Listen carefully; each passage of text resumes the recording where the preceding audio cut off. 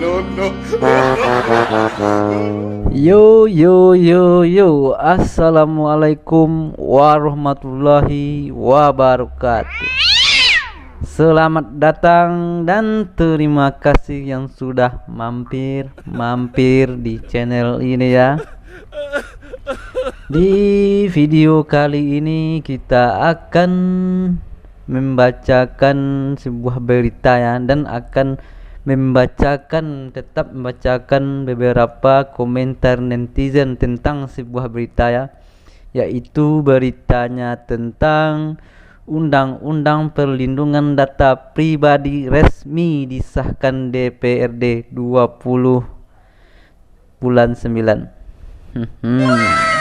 Bagaimana ya undang-undangnya? Kita lihat undang-undangnya.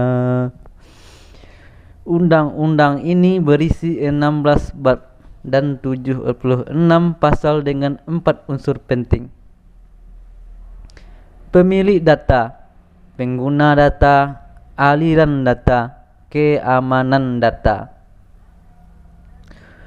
Poin-poin yang dimuat dalam Undang-Undang DPD adalah jenis data pribadi, hak subjek data pribadi, pemrosesan data pribadi, kewajiban pengendali data pribadi dan prosesor data pribadi dalam pemrosesan data pribadi, transfer data pribadi di wilayah RI dan di luar wilayah RI, sanksi administratif, kelembagaan, kerjasama internasional, partisipasi masyarakat, penyelesaian sengketa dan hukum acara, layanan dalam penggunaan data pribadi, ketentuan pidana. Lanjut. Ada 2 jenis data pribadi yang dilindungi dalam Undang-Undang DPD. Yang pertama, data pribadi bersifat umum, meliputi nama lengkap, jenis kelamin, kewarganegaraan, agama, dan data pribadi yang dikombinasi untuk mengidentifikasi seseorang. 2.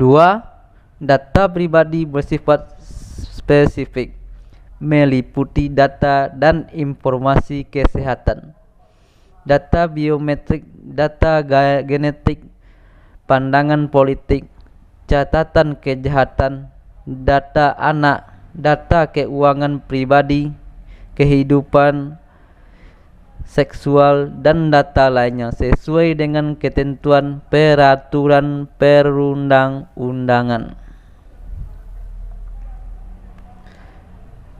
RUU DPD ini akan memberi kepastian hukum agar setiap warga negara tanpa terkecuali berdaulat atas data pribadinya. Dengan demikian tidak ada lagi tangisan rakyat akibat pinjaman online yang tidak mereka minta atau dosing yang membuat meresahkan warga.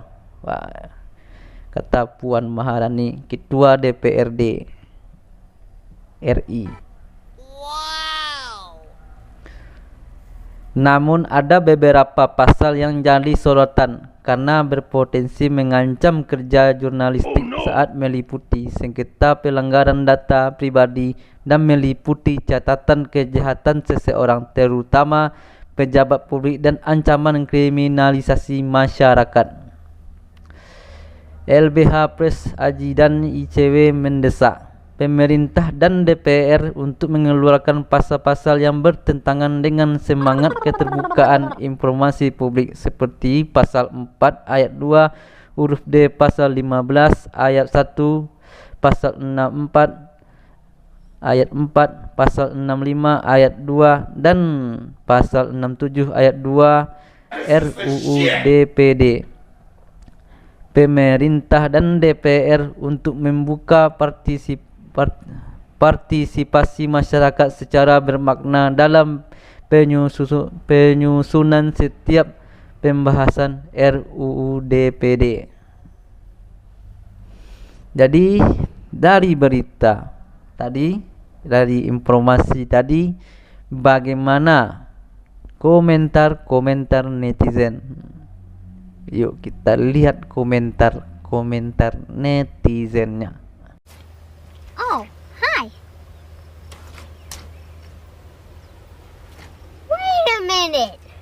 Who are you? Jadi sebelum itu kita ambil hal positifnya, kita buang hal negatifnya agar tidak ada kesalahpahaman nanti.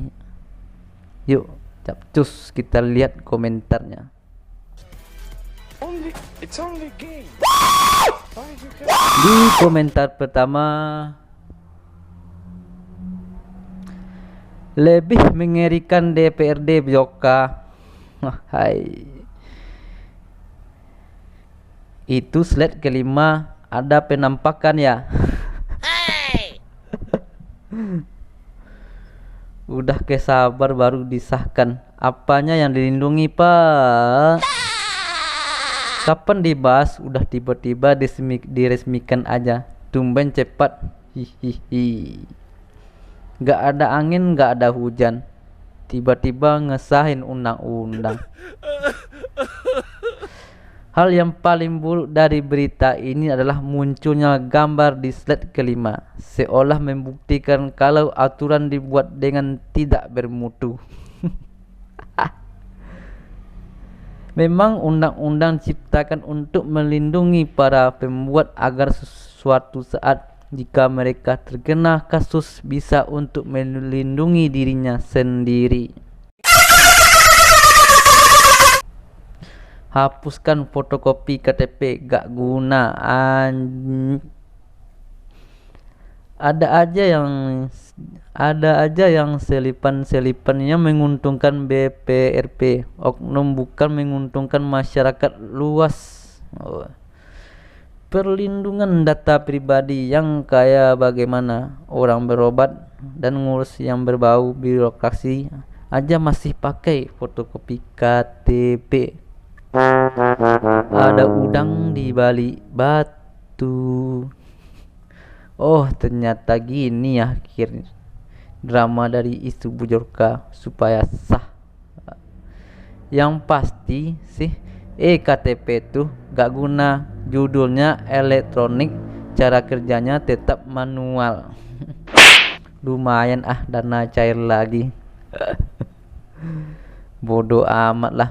Sudah tidak percaya lagi dengan pejabat pemerintah. Wow. Dapat kisi-kisi dari Bjorka, jadi tahu gak jelasnya. Cari kepala yang paham betul-betul perlindungan data, murni yang paham teknologi.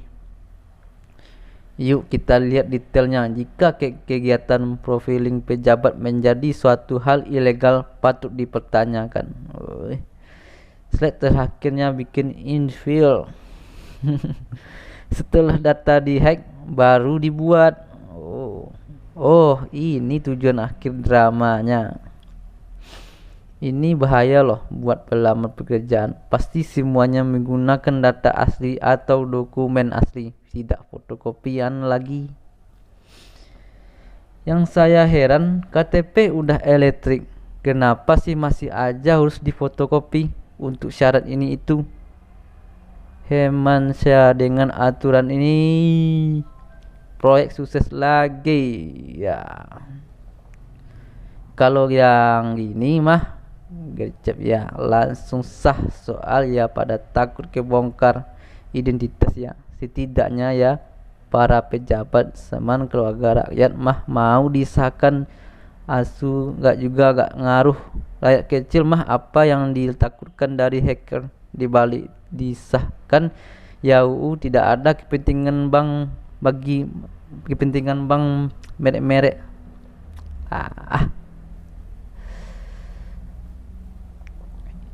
Ini gimana deh jadinya? Misalnya mau kirim foto KTP ke saudara lewat WhatsApp bisa kena pasal gitu. Oh no. Cepat kali lawak DPR ini. Tapi makasih lah. Wow, telat. Berarti benar lagi isu-isu tentang Bjorka hilang. Soalnya ya kayak ya inilah kayaknya loh. Isu-isu biokah hanya dibuat untuk mengesahkan RUU DPD biar nggak ada pertentangan. Udah dihapus BLM, undang-undang buat pensiunan kalian. Selalu terlambat tapi tak apa daripada tidak ada sama sekali. Kok tumben ini ngasahinnya ya, nggak tengah malam kok biasanya. Dokumen pribadi merupakan hak rakyat untuk mengambil hasil dari musyawarah. Tidak ada rahasia di antara benarnya. Hanya untuk kepentingan penguasa. Korupsi nggak kewenangan. Undang-undang baru mulu nanti pakai buat kepentingan juga. Undang-undangnya dia akalin. Ya mungkin sekian dulu ya komentar dari netizen. I'm fucking dead, dude. I'm fucking dead, dude. I'm fucking, yeah. That's right.